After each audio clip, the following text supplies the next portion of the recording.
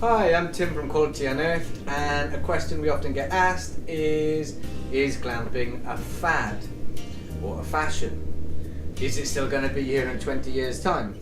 Well, it's a really good question, one that makes me chuckle a little bit, but we're going to delve into why I think glamping is definitely not a fad.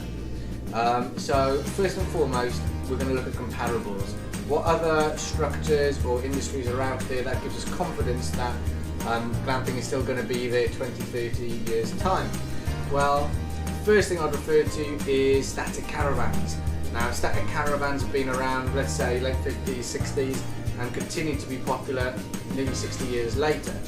So, if a metal box that is essentially an insulated tin of tuna can still be popular to go on holiday in 50, 60 years later, I think a beautiful treehouse or a beautiful glamping structure has every opportunity to still be there also. Comparable number two I would look at is France, our friends over the water.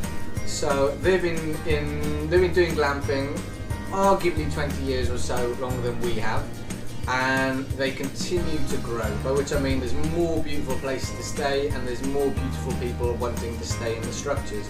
So again, that gives me confidence that others are continuing to grow and do well. So I think us in the UK, with our beautiful selection of free houses and other glamping structures, should also do well. I do have a slight caveat to this though. I do believe that certain structure types will get harder to rent as time goes on.